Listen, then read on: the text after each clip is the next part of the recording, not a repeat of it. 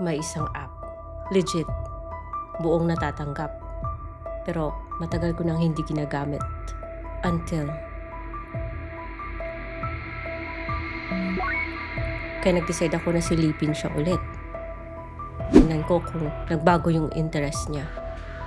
Reviewin natin si Peso Loan.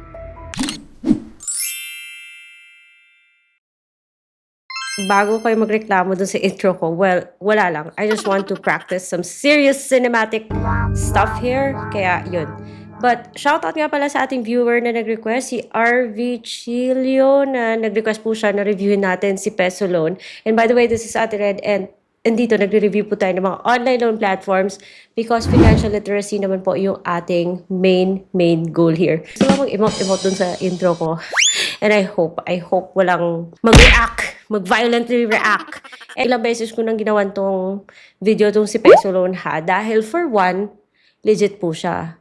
Yung company behind this loan app, Peso Loan, which is Masaganang Buhay Financing Corporation, it's legit.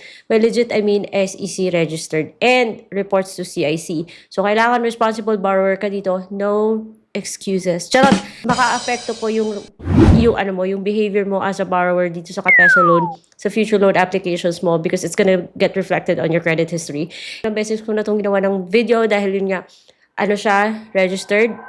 Buo siyang natatanggap sa account ko. I'm not saying na ganito din for everyone, but pansin ko sa account ko, tumataas po yung credit limit. And now, yung credit limit ko sa kanya is already 72,000 pesos. Imagine ang laki na kung talagang gipit ka at kailangan mong ganung kalaki, at least kung umutang ka dito, buo siyang natatanggap. And matagal ko siyang hindi inutangan ha. And until now, andun pa rin siya. Hindi siya katulad ni PXT na ilang beses ko nang dinedma to si PXT. Ayoko siyang utangan dahil may kaltas, tapos may interest pa. Or nawala yung limit ko sa kanya. Dito, kay Peso Loan, at least intact or andyan pa rin yung credit limit ko.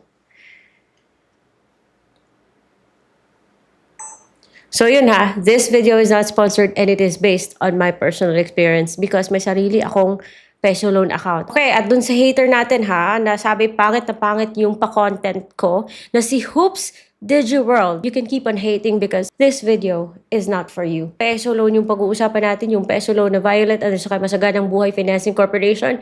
Pwedeng sa Google Play, pwedeng sa App Store, pero dito po siya naka-download sa aking Android nga phone. And currently, kasama po niya yung mga do not use na mga apps. Do not use na mga apps, guys, dito. At ayaw ko siyang itabi sa mga trusted loan apps ko dito sa phone ko. And bago kayo magsabi dyan, sana all, dalawa yung cellphone. Guys, nagre-review po ako ng Ola. Pero kung kailangan nyo ng dalawang cellphone, meron akong product links dyan. Pwede kayo magtungo ng Shopee. Check out nyo with your Shopee Pay Later or S-Loan yung mga ganitong klaseng phones, guys. Kasi pwede yung bilhin yan on installment. But that's not the point of this video. Yung point natin is pag-usapan tong si Peso Loan. Again, buo, pwedeng bayaran in installments. Nagbibigay ng mataas na credit limit. Pwedeng up to 100,000 pesos. And sa akin nga, 72,000 pesos. Kahit hindi mo sagarin, hindi bumababa yung credit limit mo. But of course, it also depends on your credit score. But at least, hindi siya tulad ng ibang loan apps. 72,000 pa rin hanggang ngayon. Bakit? Bakit hindi ko na siya inuutangan?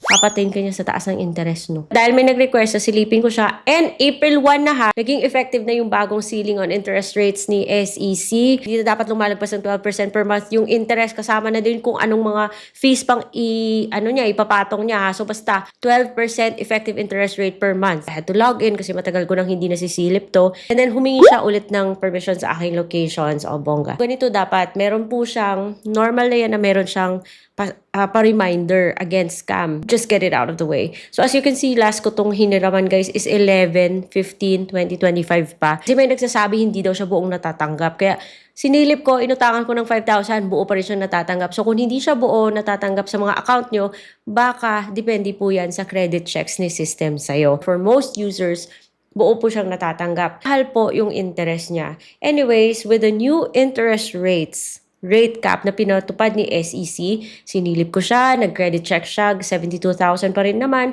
at ganun pa rin siya. 7 and 5 terms yung pagpipilian, but for high amounts, every 15 or 14 days ka magbabayad. I don't know why there's a difference of 1 day, pero between 7 and 5, it doesn't make any difference. Like, konti lang yung difference.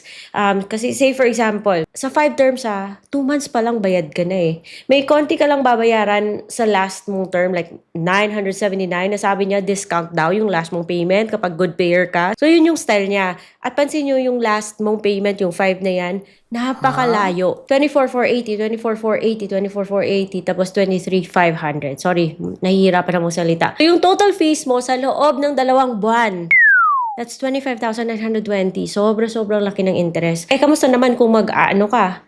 Kung si 7 terms ka? Ganun pa rin guys eh. Mapapamahal ka pa rin sa interest. Parang you end up paying for this loan for 3 months. Huwag nyo nang isipin yung last term na yan. Tingnan nyo na lang na yung total fees mo for a period of 3 months, bayad ka na eh. After 3 months. So, 25,920 yung total fees. Para lang sa akin ha, kapag maliit yung loan, okay siya. Kasi parang hindi mo mararamdaman yung laki ng interest niya.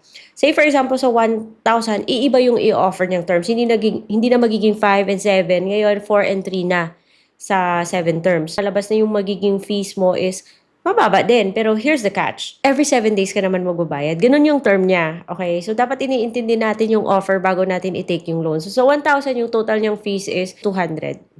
Pero, bayad ka na sa loob ng 21 days. Oh, yun yung style niya.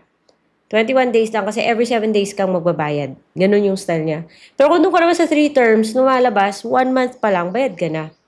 And, oo, mas mababa yung fees niya, pero mataas pa rin. I guess anything above 9,000 pesos gets higher terms, like 5 and 7. But it's just playing with the numbers. Huwag kayo basta maniwala nito. Pero kung wala na talagang mautangan, like wala na talagang malapitan, well, this is something for you to consider. In the end, decision nyo kung uutang kayo sa loan app na to o hindi. But yung importante is, dapat naiintindihan nyo yung kanyang loan terms and agreement because it's a very big responsibility, lalo na kung malaking amount yung ipapautang niya. But for those of you na buo siyang natatanggap, well, at least buo siyang natatanggap. Yun. Hindi ko tinake yung loan, hindi ko siya gino, dahil ang laki po ng interest niya, guys. At the time of applying, wala po siyang ino-offer na coupon sa akin. So, mahal talaga yung interest niya. Okay guys ha, now alam niyo na kung ano yung anyo ni Peso Loan at nasa inyo yan kung uutangan niyo pa rin ba siya o hindi. Hingi po siya ng active mobile number, patapos magpapaset siya ng password. Magpapa-apply siya with your personal information and their